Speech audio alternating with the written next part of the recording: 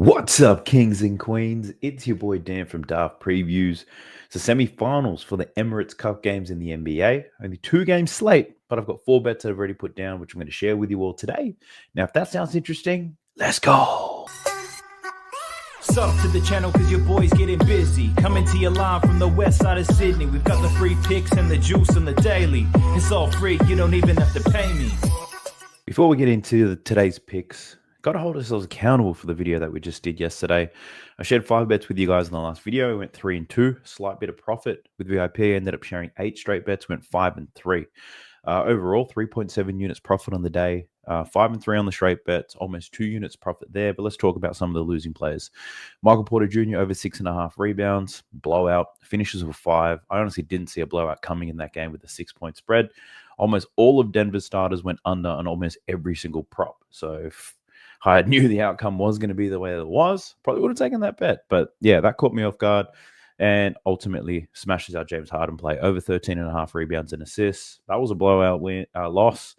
He finishes with 11. And if you guys remember when I explained this bet to you guys, I was talking about how if provided he plays at least 35 minutes, this is going to cash. He doesn't play it. 31 minutes, blowout happens. He was tracking nicely, but we didn't get there. Another losing bet, which I shared with VIP, was Zach LaVine over 8.5 rebounds and assists. This was a terrible bet. Josh Giddey, Lonzo Ball played a lot more minutes than I expected. That's a bad bet because when I did my research, I failed to factor in that Lonzo Ball would be playing. So ran my numbers with the games that Lonzo wasn't participating in, so it didn't really work out. So that was a bad bet, probably the worst bet I made on the day. The Michael Porter Jr., the James Harden bet, I honestly don't think they were such bad reads. It's a bad read if I knew there was a blowout coming and I still took it, but I had no idea that was going to happen. But 3 losers on the day, but we did cash in 5 winners. We had Rudy Gobert over 22.5 points and rebounds. The streak continues, sweat-free, continues to eat the Lakers alive.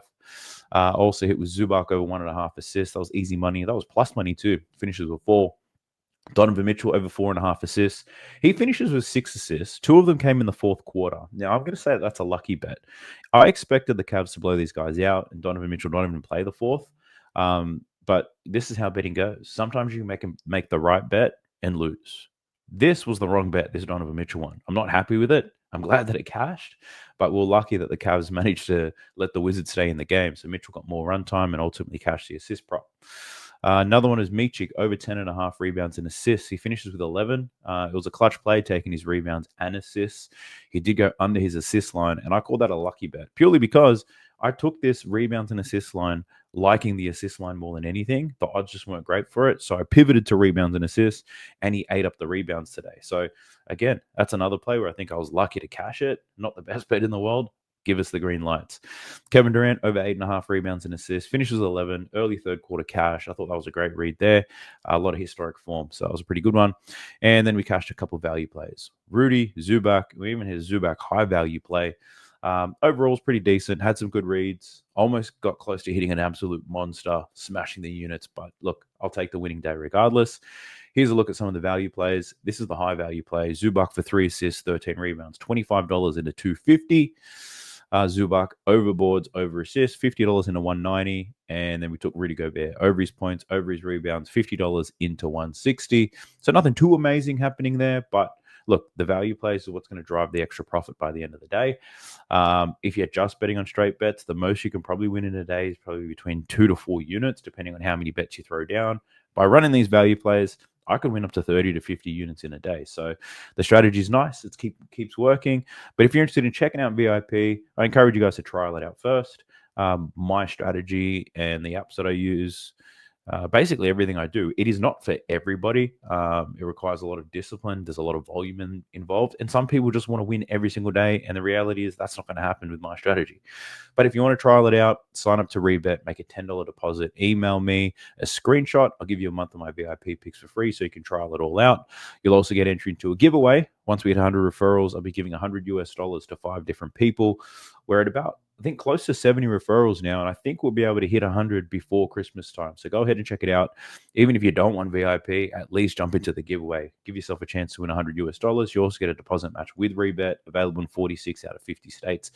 The link for that is in the video description below with some instructions. But let's get into these bets, shall we? Let's go. So we're jumping into props madness. This is the best tool that you're going to find if you like betting on NBA player props. It's got advanced data that a lot of other apps aren't even going to show you. I encourage you guys to check this out. 7-day free trial in the video description below, and you get 25% off if you use the code DAFT when you sign up. Now, we're looking at the first game here. It's the Atlanta Hawks versus the Milwaukee Bucks. And to my surprise, I was only able to find one bet that I was comfortable taking at this point in time. Normally, if it's Atlanta or Milwaukee playing, I'm able to find quite a few bets because they're somewhat predictable in their approach, who does what, and defensively, they're not great. But my hesitation here is in this Atlanta Hawks team. They've been turning it up as of late. They've been giant killers. They've been playing very well, and defensively, they've improved. So a lot of the data that you could rely on, probably not as reliable on this Atlanta team right now as they near full strength. But the bet that I do have on this game is for Jalen Johnson. And I was hesitating on whether I should share this with you or not, purely because Jalen Johnson is a game time decision right now. Not only did he have the shoulder problem, but he's got an ankle sprain as well. But hopefully he does suit up for this one and we get to ride this bet out. Now, Jalen Johnson's been a wagon all year. I've bet on him so many different times, whether it's his points, a combination of his points and assists, or his rebounds and assists. The man just delivers. He's like really consistent in hitting a lot of these props given the right matchup. Now, what I'm betting on today for Jalen Johnson is just his rebounds, taking the over 9.5. And it's one that he probably is the least consistent at hitting, believe it or not. Points-wise, he's a wagon. He's always in a similar range. Assist-wise, he tends to sit between 4 and 7 all the time. Rebounds, there's a lot of variance. It could go down to 5, could go up to 15. There's a lot of up and down here. So why am I betting on the rebounds for Jalen Johnson? Well, when I spoke about the defense of the Atlanta Hawks and how they've improved as of late, the Bucks have also been improving as of late too. They're not as bad as the metrics say, because on the season, they're both terrible. But as of late, they're good enough to get to this point in the Emirates Cup, right? The semifinals. And yeah, I just don't want to go out there with the mindset thinking both of these teams are trash defensively. So let's just take a whole lot of overs and points. I don't think it works that way. This game means a lot to both teams. There's a bit of money on the line if they can get through to the finals. So I'm going to give these teams a bit of credit and say their defense is going to be up for it. So it's not the easiest matchup in the world. So Jalen Johnson, instead of going to his rebounds and assists, which was my initial thought, I'm just running the rebounds here with the thought of he's going to get a ton of minutes given how important this game is. He's rebounded well against the Milwaukee Bucks before. If both teams improve their defense, you'd assume there's going to be a lot more rebound opportunities and chances. They're still going to play with a lot of pace. They're just going to give a shit on defense. They're not going to let so many easy buckets in. And if both teams give a shit, there should be more rebound opportunities available for Jalen Johnson. Now, the last time he played against the Milwaukee Bucks, he did have 13 rebounds. He played 40 minutes in that game. That didn't even go to OT. 13 rebounds from 20 rebound chances. Now, I think he plays at least 35 to 40 minutes in this game. He's going to get the same opportunities. And this all comes down to him being healthy, right? But I don't think he plays this game if he's not good to go. So if he does play, I'm hoping he plays a ton of minutes, gets a ton of rebounds, because this game should be littered with them. Like the last time these teams played, they didn't even put that much effort in defensively, and there were rebounds all over the joint. Jalen Johnson had a big rebounding game, but so did Clint Capella, so did Okongwu. So I think there's a lot of rebound opportunities there. Clint Capella, Okongwu, they're going to be defending some stretch bigs. Bobby Portis, Brook Lopez, sit down the perimeter. So someone like Jalen Johnson is going to be able to get those boards. Looking at matchups, he does defend Giannis a lot of the time, and he actually doesn't find himself in foul trouble. Giannis got to the free throw like 26 times the last time they played. Jalen Johnson, not too much foul trouble at all. So the good thing about defending Giannis is you're always going to be in a good position to rebound. So Jalen Johnson, I do like the over on his boards. That's the first bet I wanted to share with you guys. The second, third, and fourth bet all comes in the Houston Rockets versus the OKC Thunder game, believe it or not. And in this game, Dylan Brooks is a game time decision. He's battling an illness at the moment, but no real injury there, and everybody else looks good to go. So I got 3 different bets. I'm surprised I found so many in this particular game, but what helps is that these guys played each other recently. So my first bet that I'm taking is on SGA, Shai Gilgeous-Alexander. I'm taking the over 30.5 points for him. Now for SGA, this line will probably move to 31.5 on some books. It might stay at 30.5 and it'll be juiced. For player props that go at about this point range, 30, 31, 32, every point matters. So if this moves to 31.5, I probably wouldn't play it. But at 30.5, I'm down for it. I don't imagine this moves too much. It may not be a very popular play on the board, but we'll see. Apparently, I've been moving lines lately. After my videos go up, a lot of the lines move. But let's talk about it. SGA, he's over this in only 10 out of 24 games this season, but we need to look at the games without Chet Holmgren. Now, without Chet in the lineup, he's over in 9 out of 14 games, averaging 33 points per game. We like that. Now, a lot of these games where he's gone under, they just happen to be blowouts. So his minutes heavily reduced. I think a fair expectation here is probably at about 36 to 37 minutes, I'd say. I'm just checking RotoWire right now to see what their minutes projection is. They've got him projected for 36 minutes here, which is nice. And that's where I would put him too. Now, last time he played the Houston Rockets, he played 36 minutes. So what I want to do here with Props Madness is play around with his minutes and just look at the games where he's played at least 35 minutes without Chet Holmgren to give us a bit more reliable data here. And when he plays at least 35 minutes, so between 35 and 39 minutes without Chet in the lineup, he's over this line in 8 out of 9 games, which is crazy. 8 out of 9 games, averaging 35.6 points per game. He had 32 against the Houston Rockets last time. Looking at the numbers, he's actually never finished on the 31. So if this does move to 31.5, I'd probably still take it. But I think regardless, it's going to be sweaty as hell. Shai Gilgeous-Alexander kind of plots along, gets through his work quarter by quarter, and then always manages to finish between 30 and 35 points. So provided SGA gets the minutes, and I think he will, this game's going to be close. It's a 5.5 point spread. They lost the last game to the Rockets by only 3. I think if he gets at least 35 minutes, we're looking at an over here for SGA. So I do like his over in points. The next play that I'm looking at, everyone's probably betting on already, but it's got to be one on Isaiah Hartenstein. Now, I've seen a lot of people looking at his points and rebounds because that seems to be a wagon. Pretty much all of his props, he's hit extremely well this season. His points, rebounds, and assists, he's got a very good hit rate on those. But for me today, he scored 19 points against the Houston Rockets last time. I believe that was a bit of an outlier. I can't trust him to do that again. And very similar with Jalen Johnson, I found myself betting on Isaiah Hartenstein rebounds and assists quite a lot lately. But for this particular game, I'm only betting on the rebounds, and for much of the same reasons. But these two teams are very good defensively already. Now you put them in an elimination type game, I feel like the intensity defensively is only going to improve. And with better defensive effort from both sides, it might be a little bit harder for Isaiah Hartenstein to score points. Might be harder for him to get some assists. But what I do like is the fact that he is the most important rebounder on this OKC team. That's pretty much what he needs to do. I am liking the boards here. So I'm just running Isaiah Hartenstein over 11.5 rebounds, keeping it really simple, not adding anything to it. Now, his rebounds, he's over this in 7 out of 9 games, 12.8 boards per game. The games where he's gone under, Utah, that was a blowout. They won by 27. He only plays 22 minutes. That Utah team doesn't actually allow too many rebounds either. Matchup was difficult, and it was a blowout. Then there was the Sacramento Kings, 21-point win. He still played 32 minutes, though, but that Sacramento Kings team, they also don't allow too many rebounds. Outside of that, man's been rebounding like a beast. Against the Houston Rockets the last time they played, he played only 30 minutes, got 13 rebounds from 21 rebound chances. Now, this is the game where OKC are favorites, 5.5-point favorites, so you can only assume there's possibly more rebound chances on the way. Given the importance of the game, he's probably going to see a slight uptick in his minutes, so hoping for at least 30 minutes here. And I like Isaiah Hartenstein to get these boards today. Over 11.5. I'm not saying to take it to the bank, but those are my reasons why.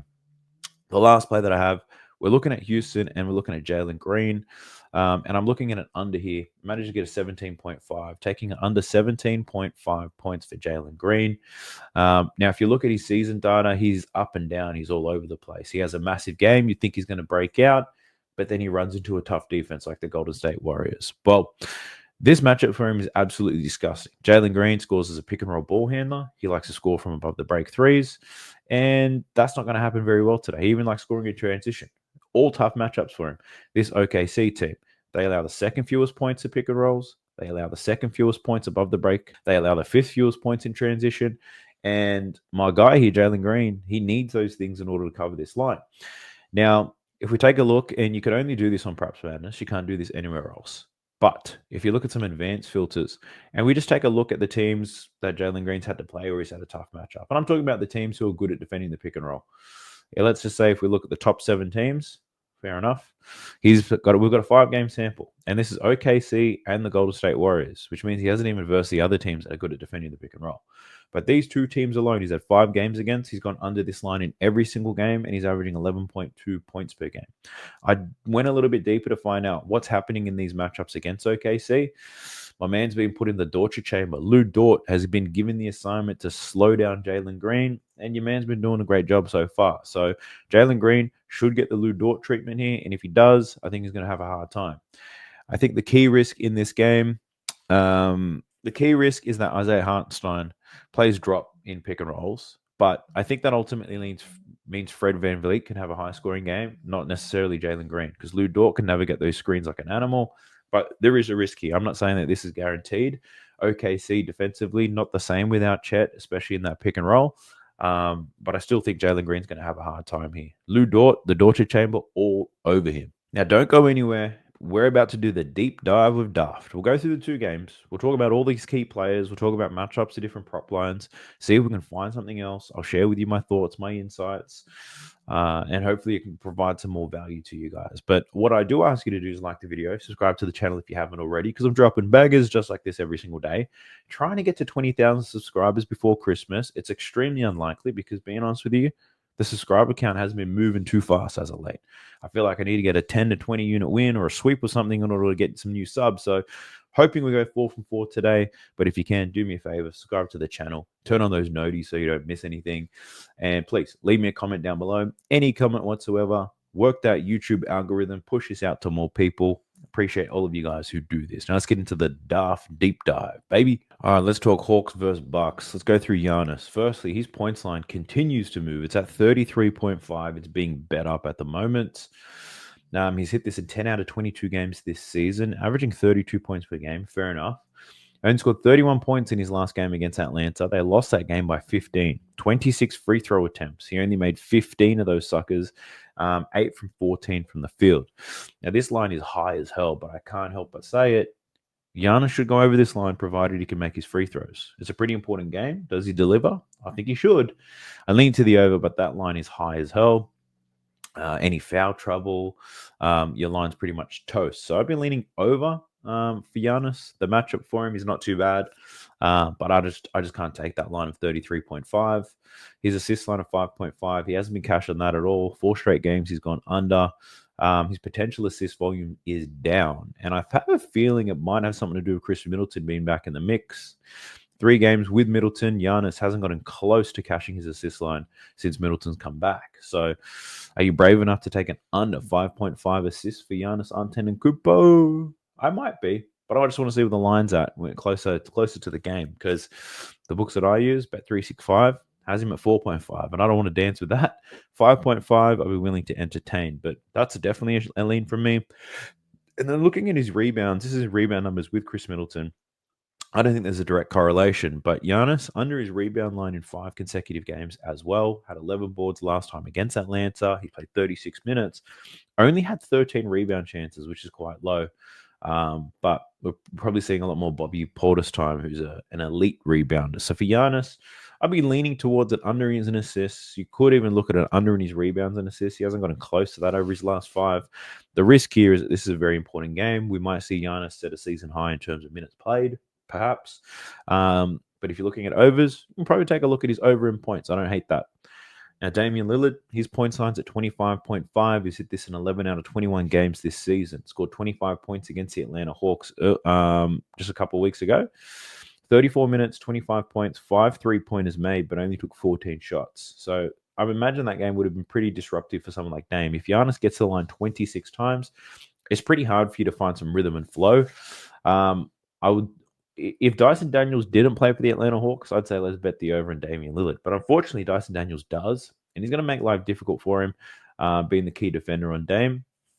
So I'm a little bit hesitant to bet his over. Something you could screw around with is maybe his 3-pointers made prop. He's gone under that in 2 consecutive games now. The line's at 3.5.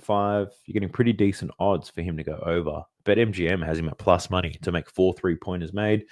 It's a big game. He should get the attempts. So Dame, these threes ain't too bad. Assist-wise, I couldn't tell you what to do here. He's very up and down. the matchup on the season, it looks good, but the Hawks bottom 8 in terms of assists allowed, but I believe they've actually started to improve on that as of late. 8.5 seems like a really high line, not gonna lie. His potential assist numbers are pretty good. They got a lot better since they moved Chris Middleton to the bench, but yeah, I'd probably 8.5 for Dame. He's a shoot first point guard, and his assist line's at 8.5. Had only 5 assists last time against the Atlanta Hawks from 15 potentials. If he gets another 15 potentials, you can probably book him in for 7, 8 assists perhaps. But this Atlanta Hawks team doesn't allow too many points in the paint, so you're gonna have to rely on some stellar outside shooting. And this Hawks team's been defending the 3-point line quite well. Like the under 8.5, it's speaking to me right now. So that could be a look. I don't mind that for Dame. Who else is there? Pretty juicy. We've got Trae Young, lollipop head. His points per up 22.5, struggling as of late. Hasn't been getting close to it, really. He's only hit this in 11 out of 25 games this season, 21 points per game. Last time against the Bucks, scored 17 points from 19 shots, 0 from 9 from deep. That's just crazy. His shooting percentages are way down this year. So in terms of his points prop, I'd probably lean to the under, but he's going to take a whole lot of shots. So you're going to be sweating the whole time. And if Trae Young gets hot, chances are he can bust it wide open. So yeah, no look on his points. His assist line's at 11.5. Yes, he's capable of doing it. He's averaging 12 assists per game this season. He's hit this line in 13 out of 25 games. He only had 7 assists last time against the Milwaukee Bucks, but he did have 21 potentials. The one thing about the assists is Dyson Daniels been getting them up lately. Jalen Johnson's been doing the same. Teams are finding a lot of success pressuring Trae Young very far from the basket, meaning he can't shoot, meaning he can't get the assists. So he's getting a lot of hockey assists, I would say. So Trae Young's assists, I don't think I could get there, to be honest with you. Points plus assists, I think looking at it under for that could be an interesting look. Like he tends to go under this quite a lot. 34.5. He only had 24 points and assists in that last game against Milwaukee, and the Atlanta Hawks won. So in a game where the Hawks are 4.5-point dogs, the Bucks expected to win here, meaning life might be a little bit difficult for Trae Young and the Hawks in this one. I think you could be brave, taking under 34.5 for Trae Young. That's where I'd be leaning. I don't know if I'm game enough to take it, though. Now, here's one. DeAndre Hunter. Hit rate bettors are going to be all over this. I've got too much ego for that, but sometimes I should put that ego aside and just take the damn bet because DeAndre Hunter's been cashing. Hitting this line very well. It's at 18.5, though. Was it 16.5 in the last game? I know that because I took that bet. Finished on 24 against the New York Knicks. Scored 20 points in his last matchup against the Milwaukee Bucks. Got to the free throw line, 6 from 13 from the field. Very good numbers here for DeAndre Hunter. So 18.5 though. Yeah, I think it's a fair line. I'll probably lean to the over here. But if I'm right, and I'm assuming that both teams are going to improve defensively, might be a little bit difficult for DeAndre Hunter to maintain this streak, right? Might be. I'm not saying it will. I'm just saying I'm a little bit cautious about DeAndre Hunter and his points prop. I think another angle you could take, though, if you want to take the over, you could take DeAndre Hunter's line right now, 18.5. Jalen Johnson could be ruled out before this game even starts. Suddenly, DeAndre Hunter's line moves to 21.5. You've got great closing line value. He's going to see more opportunity, and he probably cashes the bet from there. So I wouldn't talk you off betting on DeAndre Hunter. I just myself can't get to it right now, but who knows? That could change real quick. But that's my hesitation. We've got Bogdanovic. He's been up and down. He scored 15 last time against the Bucks. Has a pretty decent matchup, but he had a decent matchup against the Knicks as well. So Bogdanovic is always going to get the time. He's always going to get the opportunities. They don't have anybody like him on that Hawks team, so he's always going to see court time. The question is, does he shoot well? Like his line's at 11.5. What we can see here on his season data, he either goes under this line or he's going to score more than 15 points. So if you're looking to bet on Bogdanovic, you might just look at 15 points only. That way you don't have to bet a full unit. That's what I'm thinking anyway. So Bogdanovic, yeah, good matchup. Has done some work on the Bucks before. A little bit inconsistent in terms of shooting percentages, though. So that's all I'm saying. Now, Dyson Daniels, I think the main look here is his assists. Now, he's hit this in 16 out of 24 games. We're talking about 2.5 assists. 3.5 you're going to get for plus money to the max, but 2.5 is a great look. I think he goes over that. But I was looking at the 3.5 for plus money. He's only hit that in 9 out of 24 games this season. He did get 6 assists last time against Milwaukee. I looked at the clips to figure out how this was happening, and a lot of it was in transition. Get the ball in transition, he'll go, and then he'll find some people cutting to the basket. And this Bucks team, not absolute machines defending the transition this year. They're actually bottom 7 in the league in terms of points allowed in transition. So Dyson Daniels assists at plus money, something that I was willing to entertain because I think he can get them. He's also going to get a lot of court time. He's the main defender on Damian Lillard. So when Dame's on, you betcha Dyson Daniels probably going to be there right next to him. Dame plays between 30 and 35 minutes. Dyson Daniels should see close to 30 minutes in this game. So I do like that Dyson Daniels over his assists. 2.5, juice to the max. The odds for that aren't great. 3.5, extremely plus money. I might be considering that. Who knows? I could do a same game parlay with Dyson Daniels over 3.5 assists and Bogdanovich for 15 points. Woo! Stake a little, win a lot. That's the whole game plan. But those are my thoughts on Dyson Daniels. We then got the big boys, Okongwu and Clint Capella. Now, Okongwu, he's covered this points line here 7 consecutive games, including a game against the Bucks.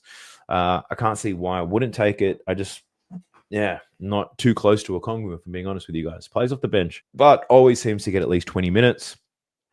Now, if we just look at his games this season, when he sees at least 20 minutes, what's happening here? Yeah, 11 out of 21. Nothing great. So, 6 consecutive games over this line. Scored 13 against the Bucks last time. He took 10 shots. He was 5 from 10, so he didn't even shoot that great. For someone who scores 88% of their points in the paint, 5 from 10 is not a good look.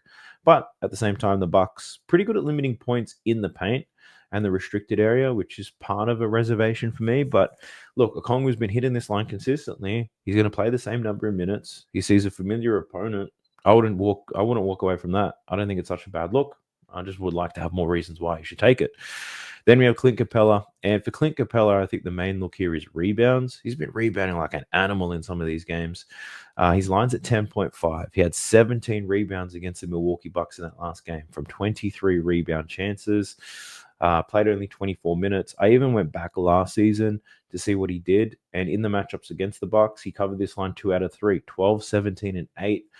So the boards for Clint Capella, 10.5, it might be something that I was willing to dance with. I know what I'm most likely going to do is like probably 2 different same game parlays for these games. We'll see if I can find some juice there. But Clint Capella rebounds might make its way onto the list. I don't mind the look there. Just checking to see if there's anything else in this game. This one. Now, I don't go onto Twitter that often, but I went on there today, and for some reason, there's a whole lot of people looking to bet on this guy, Risa Share. And is it a hit rate thing? I don't know. Is it the Jalen Johnson might be out thing? Possibly. But line's at 8.5. He's probably going to get 20 minutes of game time. Similar types of players have performed well against the Bucks, I guess. But yeah, he scores in transition, which is good. But yeah, they're just really stacked at this particular position when it comes to the wings. They got Bogdanovich, Dyson Daniels, this guy, DeAndre Hunter. I think there's enough minutes for all of them, not going to lie. And that's probably why they play so much. They score so many points. But yeah, it's like identifying which one's going to do it. That can be a little bit difficult. But 8.5 points, yeah, I don't think it's such a bad look. I just think there could be better ones out there. That's all I'll say. Now let's get into some lists of leans here for the Rockets versus Thunder. So SGA, we spoke about the points prop, and you guys know I like that. An interesting look is an under in his assists. I wish this was at 6.5, but it's not. 5.5 is a line you're going to find everywhere. Now, he's under this. He only had 5 assists last time against the Rockets from only 12 potentials. Like I said, I like his over to score points here because the Rockets are just going to let him play one-on-one. Meaning it's going to be difficult for him to get some assists, and it's going to be advantageous for him to score points. So this is kind of correlated to the points prop that I'm taking, which is why I'm not betting the assist prop here, the under. But I think that'll be a real sweaty play, under 5.5 assists. But that's one of the angles that I'd be leaning towards. Jalen Williams, I did take a look at this, and I just couldn't get there. Now, these are his games without Chet. His line's at 21.5. He's hit that in 9 of 14 games without him, averaging 23.7 points per game. Played the Rockets once without Chet, scored 22 points in 37 minutes, 7 for 21. So I took a whole lot of shots, didn't shoot the ball very well. I wonder if we take a look at the games where he's taken at least 20 shots, what his hit rate is. Right. Okay. 27, 22, and 18. So it's not a new thing for Jalen Williams to shoot the ball 20 times and still go under his points prop. So that means he can be wildly inefficient. So does he have an efficient night against Houston? Look, probably not. The Houston has a lot of great defenders in that wing position. Tari Eason's great. Jabari Smith's good rim protector. Eamon Thompson, a great wing defender. Dylan Brooks might have COVID, but who gives a shit? They got some really good defenders, is all I'm saying, on that wing position. So, yeah, I'm not all for Jalen Williams points props. His assist prop, I did have a look at this. He had 7 assists last time against Houston Rockets, but he only had 10 potential assists. So he doesn't tend to have high potential assist numbers. It's more like quality assists. So if he does choose to pass, there's usually buckets that are going to be scored off it. But I actually said the exact same thing about Pascal Siakam a couple of weeks ago when I took his assist prop, and that sucked. So just the fact that I was relaying some of the same context was enough to turn me off this bet. But the hit rate on this is nice. 10 out of 14 games without Chet Holmgren. 7 assists last time he played Houston. Needs 5. The Rockets do allow minimal assist numbers here, but Jalen Williams has got it done against them before. I would not be surprised if he does it again, but I'm not touching it. Who else do we have in this game? We got Şengün, Goon Squad. He's over this line of 19.5 and 12 out of his last 25. Has been playing good as of late. Against OKC this season, 11 points in one game, 20 points in another. Played 38 points in that 20-point game. 7 for 17 from the field. So he's actually shot very poor in both games against OKC. Now, if we see the type of efficiency he saw against the Golden State Warriors, where I also bet he's under, he was 10 from 18 in that game, he could easily clear this line. So the matchup might be difficult, but at the same time, Şengün, if he's getting the volume, then I think it's a nice bet. If you know that he's going to get the minutes, he's going to get the shots, I'd like to look at that. I just can't guarantee it's going to happen. One thing I did like, though, in Alperen Şengün is his assists. The problem here is the odds suck. Lines at 4.5 everywhere, but the odds are terrible everywhere. But he's cashed this in so many consecutive games. What's that? 1, 2, 3, 4, 5, 6, 7, 8. 8 consecutive games. Şengün has gone over this assist line. He had 9 assists the last time he played the OKC Thunder. 9 assists from 22 potentials, which is just sickening.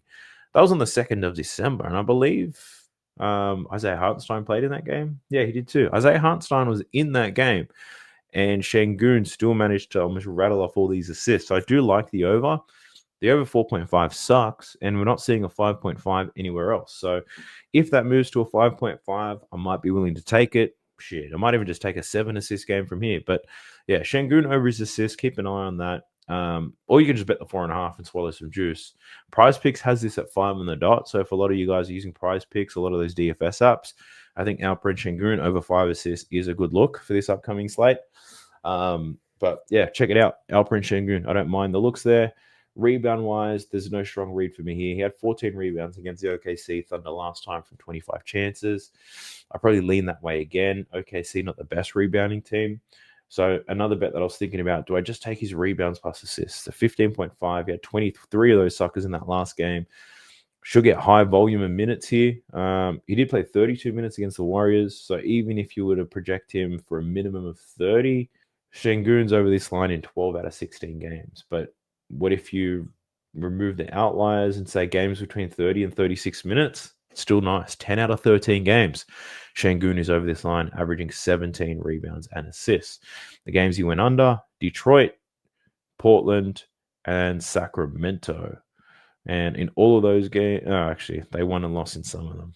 So if we use the same minutes filters, his assists still look great. His rebounds, a little bit up and down, and his points prop is a little bit up and down too. So, I don't know. Rebounds and assists, I think that's the best look. So, I might take a bet on that. Who knows? Jalen Green, we did speak about. Fred VanVleet. Now, this could be an interesting one. I think a lot of people are going to bet the unders on Fred VanVleet today, purely because statistically, the Oklahoma City Thunder are the best team at limiting pick and roll ball handlers and above the break 3-pointers. But that has started to change. They were the outright number 1 team in both of those categories for most of this season. Then Isaiah Hartenstein joined the starting lineup. Suddenly they've fallen to 2, which tells me in their recent form, they haven't been as good at doing it. And that's because Isaiah Hartenstein does play in a lot of drop coverage. If you don't know what a drop coverage is when there's a pick and roll and the ball handler goes around the screen, a lot of teams get the center, so the person who's defending the guy setting the screen, they get them to step up to put pressure on the point guard. But there's a lot of centers in the league, like an Isaiah Hartenstein, like a Karl Anthony Towns, Rudy Gobert, that sit in drop coverage, meaning they kind of just, Nikola Jokic does the same thing. They don't put pressure on the ball handler. They kind of sit into the paint and they let the guy pretty much have an open look. So, and that is why Fred VanVleet went off against OKC last time. Scored 38 points, 5 3-pointers, 10 from 19. He absolutely killed them. And that was because Isaiah Hartenstein plays in the drop. Now, I'm not saying he does that again. Obviously, OKC will probably scheme for Fred VanVleet so he doesn't drop another 38 points on them. But all I'm saying is I wouldn't be quick to bet he's under. That's my goss on Fred VanVleet. And then outside of that, there's all these bench guys, and these bench guys, their minutes are a little bit unpredictable. So you're not going to find any consistency looking at the data anyway. You'd probably have to react to news or any headlines you might hear from the coach. But that's a wrap on Dallas Deep Dive. Did share some bets with you guys as well. Hope you guys loved the content. If you did, like the video, subscribe if you haven't already. Help your boy get to 20,000 subscribers. And if you're interested in trialing out VIP, go ahead and sign up to Rebet. Make your first deposit. Send me an email and I'll hook you straight up. And I'll get you into that giveaway. Hopefully we can do that giveaway before Christmas. $100 US is on the line for you. So go ahead and check it out. If not, best of luck with your bets. I hope everything greens out for you today. Let's go. Sub to the channel cause your boy's getting busy. Coming to your line from the west side of Sydney. We've got the free picks and the juice on the daily. It's all free, you don't even have to pay me.